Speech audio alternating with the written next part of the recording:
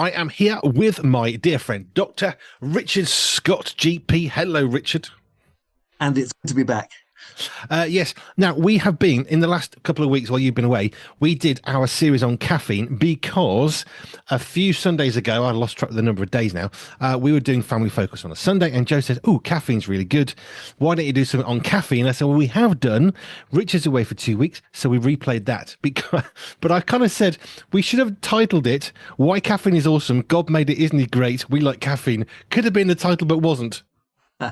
Well, funny enough, I had a church minister friend of mine round yesterday, and he said, I said, well, yeah, would you like a cup of tea? It's middle of the afternoon. No, I'll have a coffee. And they said, oh, I better not do that. And I said, well, how many have you had today? Well, this will be number 3 or 4. I said, that's okay. I've done a talk on caffeine. You can have your fourth coffee. It was only instant. So I was able to put his mind at rest. That fourth coffee is okay. Don't go to any more. That's enough for today. As long as it's not 2 pints at a time, then it's probably fine. Right, we have got some questions that have come in, which always makes me excited. This is to do with red hair. Oh, right. So, do people with red hair really have a higher pain threshold during childbirth? Generally, I also seem to remember that red-haired people need more pain relief when having dental work done because sometimes it doesn't work. Is this actually true? So, in a sense, you're saying in one area that they've got a higher pain threshold, but in dental areas they've got a lower pain threshold. Well, I think it was that it doesn't work. The anaesthetic doesn't. Well, now that is very specialist. I can't see why, but that's something I'd very happily look up. So I wouldn't want to give you a wrong answer on that one. Logically, I wouldn't understand why that should be, but you have to look things up. So thank you. I will look it up. Red hair and pain thresholds. Yes, the one on the dental one, I've heard that one before, but I have no clue whether anaesthetic doesn't work with people that have got red hair. Because I'm thinking, well, how can it even interact differently because of the colour of hair? But I mean, I've heard it so many times, that particular one. But the other one was fascinating about is it a higher pain threshold? I don't know where someone read Thank that you. one. I will come back to you on that one next week. I love being challenged and stimulated. Never been asked that question before. So there we go.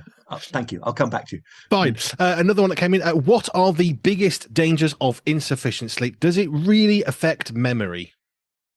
Well, yes, it does seem to be very bad for us in many ways. Prolonged insufficient sleep certainly increases our risk of dying. It's bad for our hearts. Memory, I've read stuff recently that says absolutely it can lead to reduced memory. I'd have to look it up, but I think probably it's linked to dementia. I'm pretty sure I've read that in the past. It's generally pretty bad for us. Now, that said, of course, it's very interesting because you have your famous people like Margaret Thatcher who could survive on 4 hours sleep a night. But I say for her, that was sufficient, whereas it might not be for other people. We talked before about how, on average, people need between 6 and 8, usually 7 to 8 hours of sleep. So I think within an individual, if you're not getting enough, for Margaret Thatcher, it would be less than 4. For most people, it would be less than 7 or 8. Then it does seem to affect us. We know that we can think less well. Our tempers can be frayed. It can affect relationships. But also, I think it's known to be physically and mentally bad for us, and even to the extent of reducing our lifespan. So yes, impaired sleep needs looking at. It's not just unpleasant. It's dangerous. Go and see a doctor. Right, here's one from Peter. There is so much discussion on how we should avoid sugar in our food as much as possible. But is sugar really that bad? Are there actually any benefits to sugar? Or should we always treat sugar like the plague? The plague, is it always a bad guy? Well, no. And in fact, our brains need sugar. Our brains work almost entirely on sugar. The rest of our body can work on other substances which can be broken down, but brains need sugar. So we do need a little bit of sugar. Now, we do get some of that sugar naturally by breaking down other substances, but a tiny amount of sugar will certainly not do you any harm. And we have quite a reserve in our pancreas to produce insulin, which reduces our blood sugar. So when you take a sugar hit, the pancreas releases insulin. It brings the sugar down to a normal level. Obviously, in diabetes, what happens is that we wear our pancreases out, particularly type 2 diabetes, if you've had too much sugar over many, many years, and the pancreas literally becomes worn out, and then it can't produce the insulin, and then up goes your blood sugar, and then the dangers of high blood sugar chronically are well known. But no, a little bit of sugar is okay, so we shouldn't demonize it. I think God put it into the world for a reason. It's just that as with everything, we need to be careful. You do particularly need to be careful if you are diabetic, and not least if you are a type 1 diabetic, then I'm afraid sugar does become a bad guy. But for most of the rest of us, it's absolutely okay in small amounts.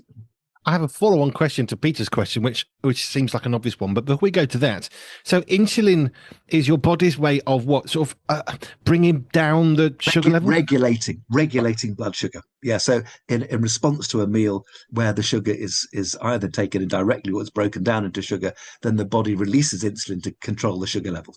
Absolutely. Right. And then the obvious question, I think, which Peter didn't ask, is there any difference between brown sugar, white sugar, soft sugar? I mean, are they all equal the same, just different colors? The refined sugars are absorbed more quickly and thus are more likely to give you a sugar surge. So other sugars are better for us. They're still sugar, but they're more slowly released, more slowly absorbed, and are therefore of reduced danger.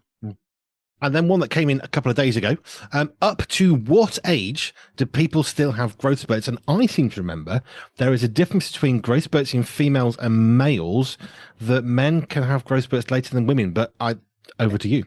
Yeah, well, yeah, you're absolutely right. So, I mean, female puberty tends to start slightly earlier, but usually by 18, the physical growth spurts have finished in most people.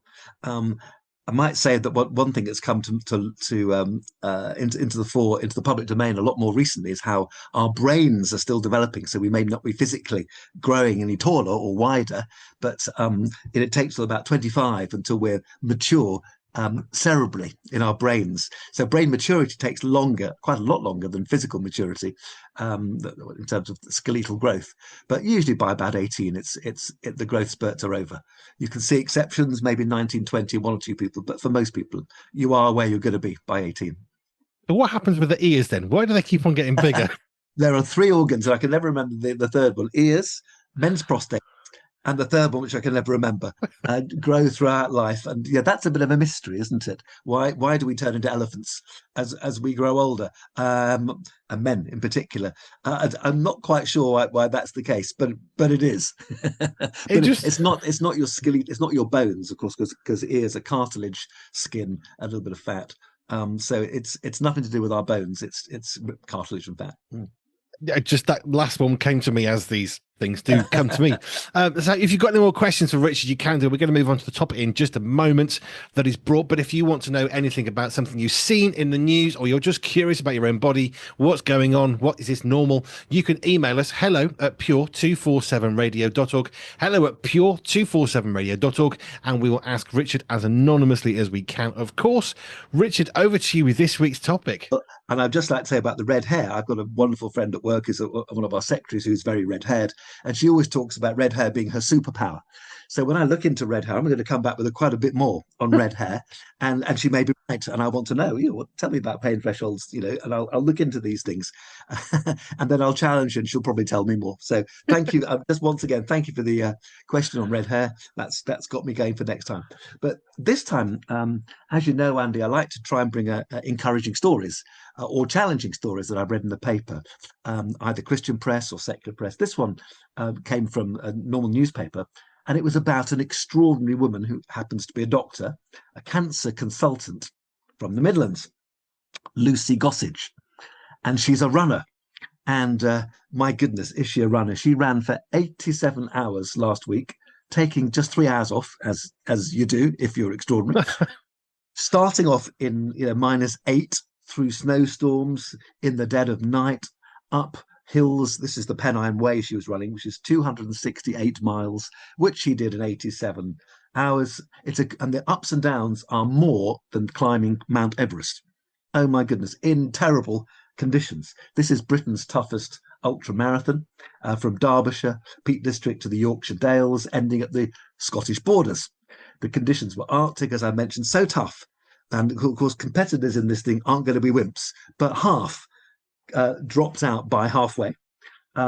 Snow drifts up to your waist. Can you imagine walking through this, let alone running? Which then turned to slush and bog. Sounds terrible. You're carrying all your own kit. You're having to go through checkpoints.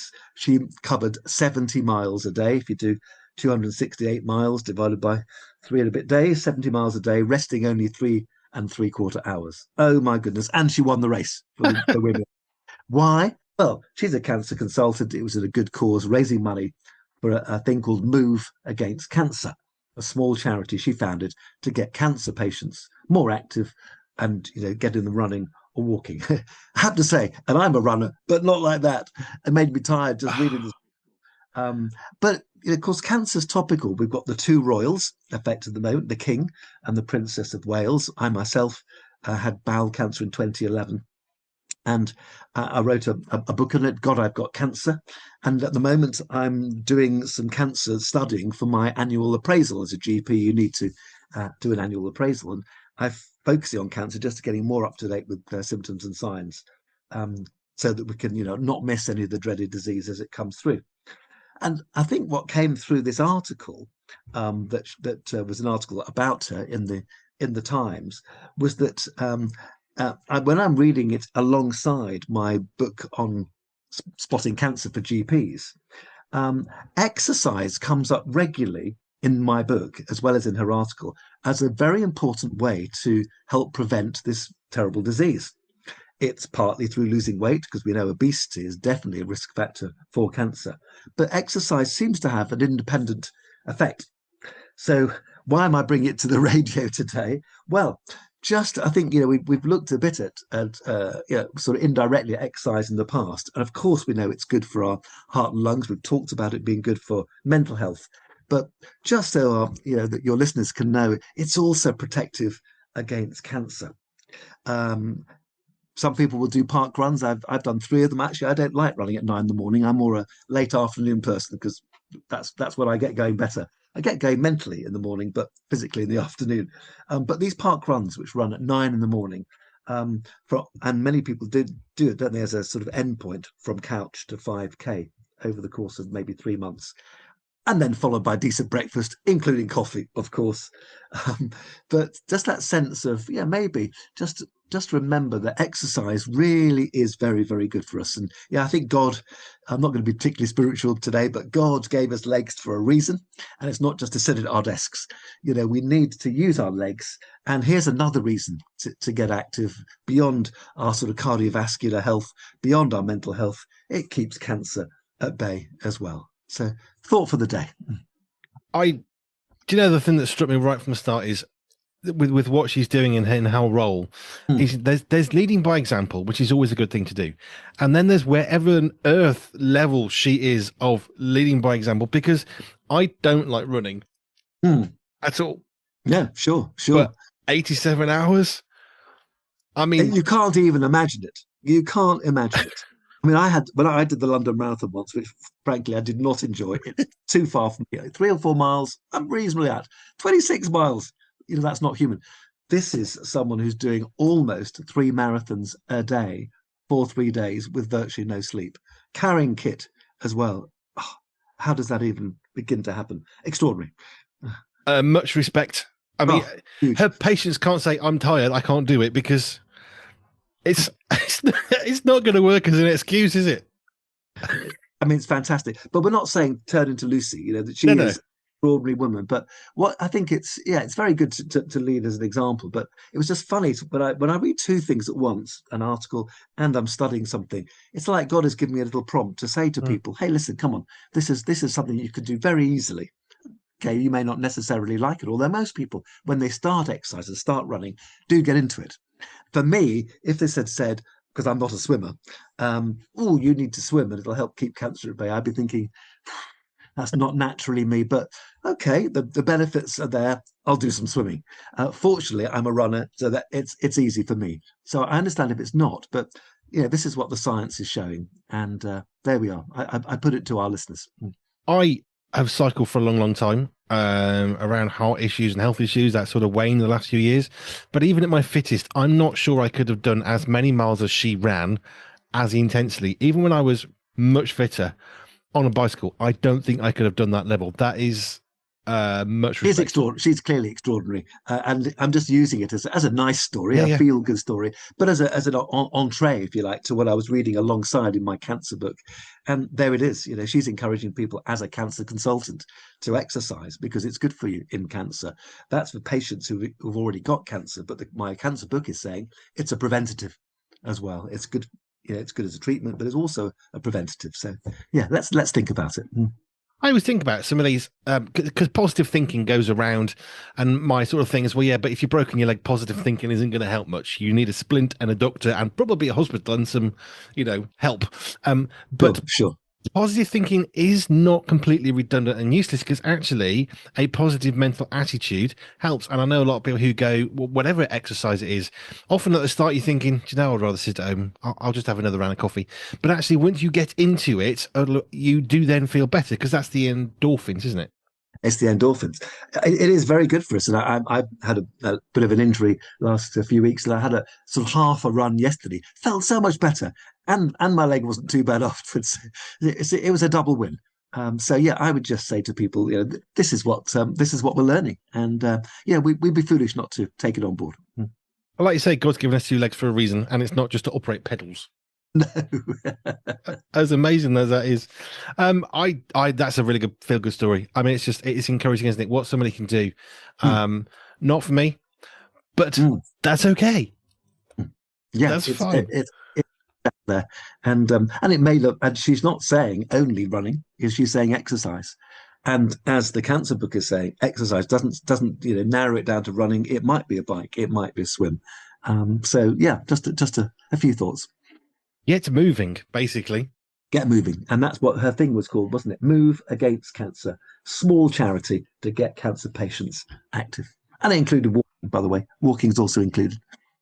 We used to have, many years ago, a decade ago, there was a GP surgery, and one of the things they had was a walking club, but it was much more than that, because one of the doctors then, on their lunch break, I think they used to alternate between the GPs with the nurses helping as well. And they would take some of the people on a walk, because some of the folk were a bit nervous because they're a bit older. Maybe they're a bit scared to go out. There's like, we'll go out as a group. So they all came to the GP surgery. It's got a car park. We know where it is. And they would take them on a walk, and they had different grades of walk for, the 18, 90-year-olds. Okay, we're not going to do a 10-mile sprint. And then if you're a bit fitter, we'll go a bit further and faster. But I just thought, what a great way of really engaging with people in such a helpful, positive way. My last church did this for people who weren't that active and needed the encouragement that other people provide. Once a week, Tuesday lunchtime, we're going to go for a walk, early lunchtime, and then finish off with a sort of sandwich lunch in church.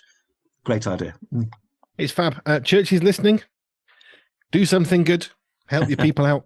Absolutely. It's not always about reading the Bible on a Sunday, it's getting out into God's nature as well. Amen. Richard, thank you. If you've got any questions, thoughts, comments, you can get in touch with us. Email hello@pure247radio.org, hello@pure247radio.org, and we'll put your questions to Richard, or any hot topic issues you've seen in the news. Richard, thank you, and we'll see you again soon. Thanks, Andy.